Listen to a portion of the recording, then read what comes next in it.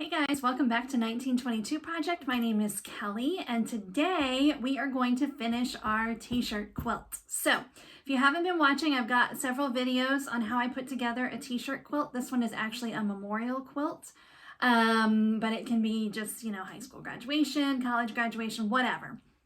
And in our last video, we put together what is called the quilt sandwich, and now it's time to actually quilt it. So in this video, I'm going to go over how I quilt and also how I'm going to bind it. As of right now, I intend to do it as a self-binding quilt, but I guess we'll see. As for the quilting, I'm just going to do straight lines. This is the simplest way to quilt any quilt, but especially a t-shirt quilt. Some people don't like to do a full quilting because they don't like to go over the t-shirts. I think it kind of depends on what kind of shirts you have and what's going on with that. Other people like to do all over quilting because they feel like just going around the squares or whatever doesn't secure it enough. I've not found that to be the case. I think it's perfectly fine just to stitch around each block or, just use your creativity. I've said it in every single video. There are no rules. You do what you want to do. I have this particular quilt priced at a point that the straight quilting is perfect for it. So I'm going to turn you around and I'm going to show you my setup with my sewing machine. And then we'll go over how to set up the actual quilt. All right, so this is the sewing machine I'm going to be using. As you can see, it's just a regular domestic machine. I got it off of Facebook Marketplace a couple years ago. It came with this flatbed, which is nice for quilting, but not necessary. You absolutely can do it without it.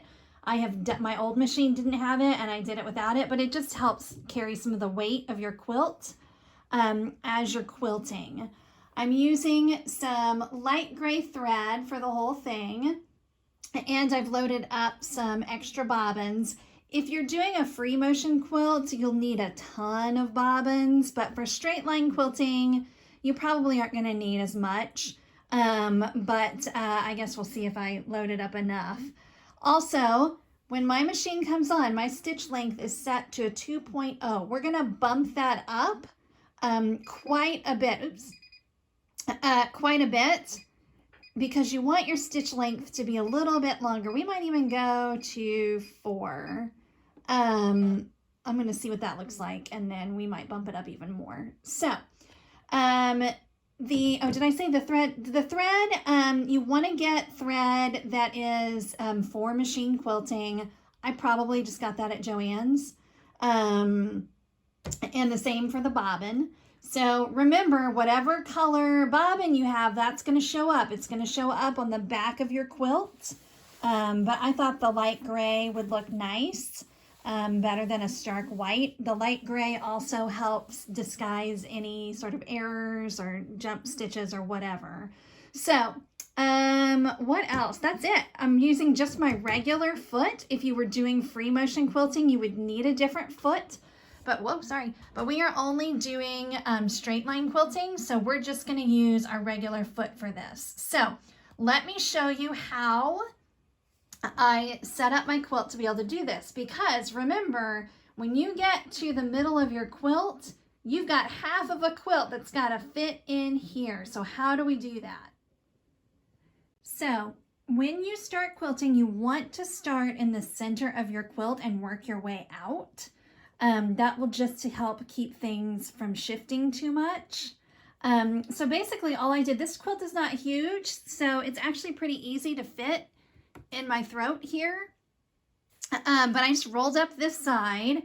You can also use some if you have any big clips, I have some that look like that. If I had a couple more, I'd probably put them up there. But again, it's not a ginormous quilt and it's kind of fitting just fine. You could also roll up the other side too if it's a little bit easier for you to manage. But with my flatbed, it's not too bad.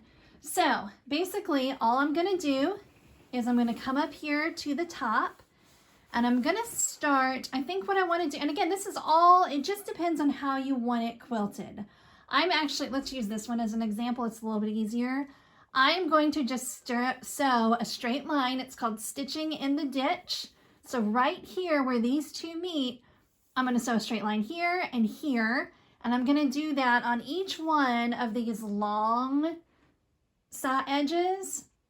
And then I'll come through and I'll do these as well. And then after I do that, I'll kind of assess whether or not I want to put some more quilting, but I'm just going to start there. I'll do some straight lines this way, but basically I want to make sure that each square has stitching all the way around it.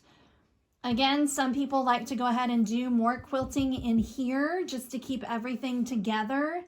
I do also think some people just tie off their quilts. I've never done that, so I'm not going to go over that today, or probably ever unless I do that.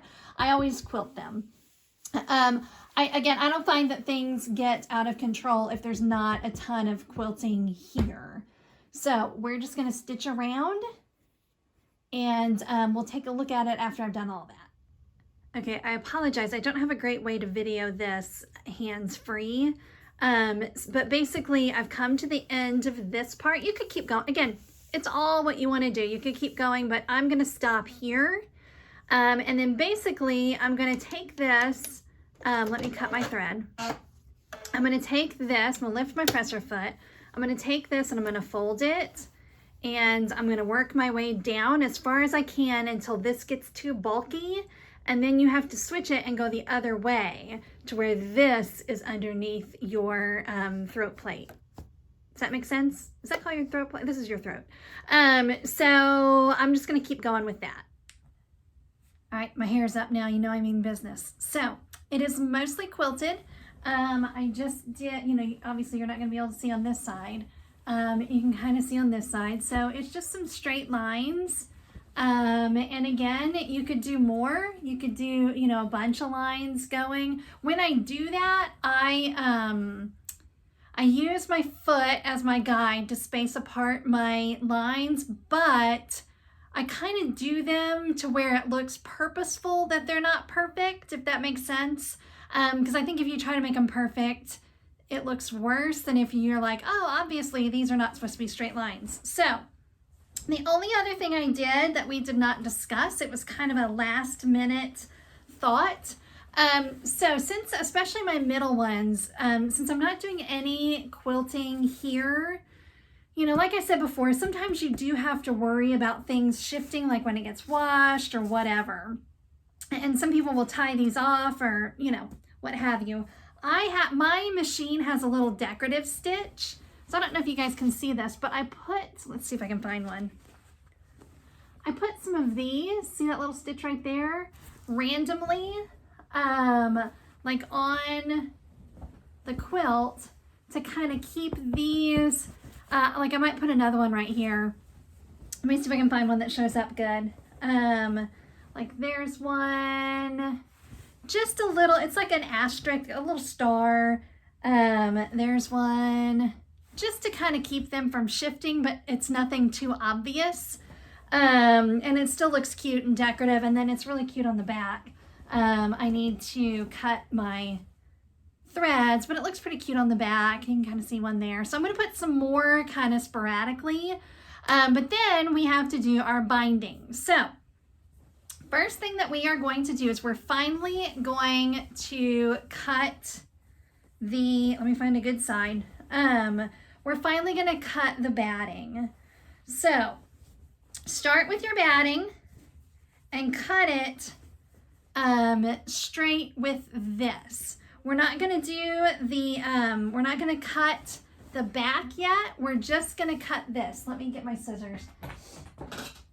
So just get as close to, I'm not going to do it like this, but just get as close to here as you can while keeping your your back out of the way. So what I'll do is I'll finish that. I'll finish doing my little asterisks, and then I'll lay it out so you guys can see what it looks like at this point. So here it is laid out so far. It's wrinkly because it's not flat, but you can see I cut the batting to line up with this. Now, if you were doing, oh, I forgot to say this last time, but if you were doing just a normal quilt with a regular binding, you would cut this at the same place. But since we're doing not we're gonna leave ourselves some space, and I'm gonna take it up to the cutting board and show you how to do that. Cutting mat, sorry. we're not chopping onions. So now I'm going through and I'm cutting the back, I'm cutting it to where it's 1 inch bigger than the other 2 layers. Kind of a fun thing, one of my little plexiglass rulers that I cut is exactly 1 inch. So I'm just taking it and running it along and cutting 1 inch. Now you could use just a regular ruler for this, but basically what's going to happen is we're going to fold this over, and then we'll fold it over again and we'll sew it down, and that will now be our binding. So let me go through and do this, and then we sew this down, and then our quilt is done. All right, it's getting a little dark in here, so the lighting's not great, but like I said, once you've got your 1 inch, you just fold it over once. You can iron it first, and then fold it over again. And then you want to use your binder clips. Again, these are called binder clips. This is their specific purpose. So you could use pins if that's all you have, but that's what these are great for. So I wanted to show you real quick the corner. Let's see if I can get a little bit better light. So we fold it here. And what you're going to do is you're just going to make a triangle. And you're going to line that triangle up with that raw edge. And then you just do the same thing over here. You fold it once.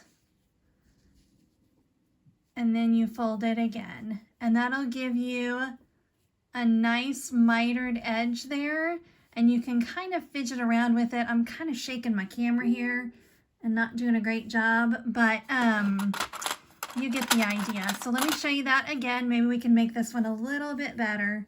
So we're going to fold it to make a triangle, lining it up with that raw edge.